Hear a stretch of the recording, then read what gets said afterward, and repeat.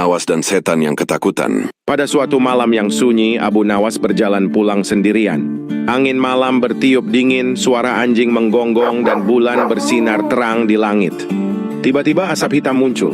Terlihat ada sosok setan besar dengan mata kuning menyala. Wow, aku adalah setan penunggu jalan ini.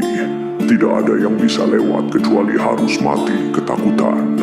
Orang biasa pasti gemetar dan lari terbirit-birit. Tapi Abu Nawas malah berdiri santai sambil tersenyum. Setan. Wah, akhirnya aku bertemu juga. Tapi kok penampilanmu lusuh sekali. Tandukmu mirip tanduk kerbau. Bajumu bolong. Jangan-jangan kau setan kerek. Setan itu terkejut. Apa? Kau tidak takut padaku? Abu Nawas menjawab tenang. Takut? Untuk apa? Kau katanya makhluk kuat. Tapi kalau kuat, seharusnya bisa memberi makan orang miskin. Nah, coba buktikan. Aku lapar sekali. Belikan aku roti dan daging. Aku tidak bertugas memberi makan manusia. Tugasku menakut-nakuti. Abu Nawas tertawa terbahak-bahak. Hah? Jadi benar dugaanku. Kau cuma tukang teriak di jalanan. Bukan makhluk hebat. Kalau begitu, biar aku yang menakut-nakuti kau. Abu Nawas lalu mengeluarkan tali, kemudian tali itu diputar-putar di udara dan berteriak lantang sambil berlari mengejar setan. Setan yang tadi menakuti orang, kini malah kocar-kacir kabur ketakutan diteriaki Abu Nawas. Sejak malam itu orang-orang bercerita bahwa di jalan tersebut tidak ada lagi setan berani muncul. Rupanya setan pun bisa lari ketakutan kalau bertemu dengan kecerdikan dan kelucuan Abu Nawas. Abu Nawas dan jin yang pemalas. Suatu malam, Abu Nawas pulang dari masjid. Tiba-tiba ia melihat asap hitam pekat dan muncullah sosok jin besar. Abu Nawas, aku jin sakti. Aku bisa mengabulkan 3 permintaanmu. Abu Nawas tersenyum tipis. Wah, kebetulan sekali. Kalau begitu, permintaan pertama. Aku ingin engkau bekerja untukku. Jin sakti bekerja untuk manusia. Tidak mungkin. Kalau begitu, kau gagal menepati janjimu. Jin macam apa kau ini? Katanya sakti. Tapi disuruh kerja saja malas. Jin itu mulai kesal tapi gengsinya tinggi. Baiklah, apa kerjanya? Bangunkan aku setiap subuh untuk sholat. Jangan sampai telat. Aku jin penunggu kuburan, bukan tukang adzan. Ya sudah, berarti kau cuma jin pemalas yang tak berguna. Lebih baik kembali ke botolmu saja. Akhirnya jin itu malu sendiri, menghilang dalam asap.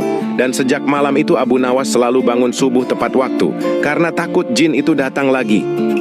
Cara cerdik Abu Nawas menghadapi keluhan istri. Suatu hari istri Abu Nawas mengeluh. Abu, aku capek hidup miskin begini. Orang lain makan enak, rumah bagus, kita lauknya cuma garam. Abu Nawas tersenyum.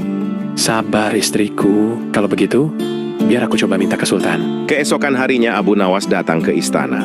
Sultan yang sudah hafal kelakuannya langsung curiga. Apalagi Abu, pasti ada akalmu nih. Abu menjawab tenang. Tuanku sebenarnya bukan saya yang ingin sesuatu, tapi istri saya. Dia ingin rumah megah, perhiasan, dan makanan lezat. Sultan tertawa. Kenapa bukan kau sendiri yang meminta? Abu menjawab cerdik. Kalau saya yang minta, saya pasti terlihat serakah. Tapi kalau istri saya yang minta lewat saya, artinya saya suami yang taat dan setia. Masa saya menolak permintaan istri? Sultan ngakak sampai terbatuk lalu berkata, Baiklah Abu, kau memang licik tapi lucu. Ambil ini untuk istrimu. Sultan akhirnya memberikan sekantong emas dan makanan lezat. Abu Nawas pun pulang dengan wajah sumringah. Istrinya kaget melihat emas dan makanan. Wah, Abu, kau benar-benar hebat. Apa yang kau katakan pada Sultan? Abu tersenyum nakal. Aku hanya bilang, istri yang cerewet itu bukan masalah, asal cerewetnya didengar Sultan. Mereka berdua pun tertawa, makan bersama, dan hidup bahagia. Setidaknya sampai istri Abu Nawas punya permintaan aneh lagi. Abu Nawas berpura-pura menjadi gila. Di sebuah jalan ramai di Baghdad, orang-orang gempar. Mereka melihat Abu Nawas, si cerdik pandai yang biasanya penuh akal, tiba-tiba bertingkah aneh. Ia berjalan sambil menjerit-jerit, kadang berguling di tanah, kadang menari sambil menyanyi dengan kata-kata ngawur. Ada kalanya ia tertawa keras, lalu mendadak menangis terseduh-seduh. Wah, kasihan Abu Nawas, sepertinya sudah hilang akalnya. Padahal biasanya dia pinter sekali. Apa mungkin kebanyakan berpikir sampai otaknya meledak? Ucap warga. Berita itu cepat sampai ke telinga Sultan Harun al-Rashid. Beliau yang tadinya berniat memanggil Abu Nawas untuk menjawab teka-teki sulit, malah terdiam. Kalau benar dia sudah gila, buat apa aku mengujinya? Lebih baik biarkan saja. Beberapa hari kemudian, tiba-tiba Abu Nawas sudah sehat seperti biasa. Orang-orang kaget lalu bertanya, Wahai Abu Nawas, bukankah kemarin engkau sudah gila? Bagaimana bisa sembuh secepat itu? Abu Nawas tersenyum licik dan menjawab, Kadang pura-pura gila lebih aman daripada pura-pura pintar. Orang gila tidak ditanya, tidak diperintah, dan dibiarkan hidup tenang. orang-orang pun tertawa. Mereka sadar, kelakuan Abu Nawas hanyalah akal bulusnya untuk menghindar dari beban Sultan. Abu Nawas doa jodoh untuk ibunya. Suatu hari Abu Nawas jatuh hati pada seorang gadis yang cantik, baik hati dan saleha. Tapi seperti biasa, Abu Nawas tidak pernah melakukan sesuatu dengan cara normal. Ia pun berdoa dengan suara lantang. Ya Allah, aku ingin sekali menikahi gadis itu, tapi jangan jadikan dia istriku dulu. Jadikanlah dia menantu ibuku.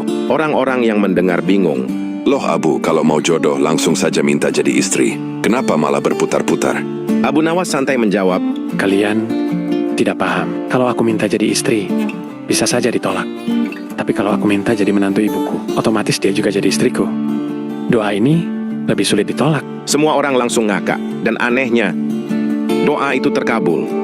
Gadis itu akhirnya benar-benar menikah dengan Abu Nawas, jadi istrinya, sekaligus menantu ibunya.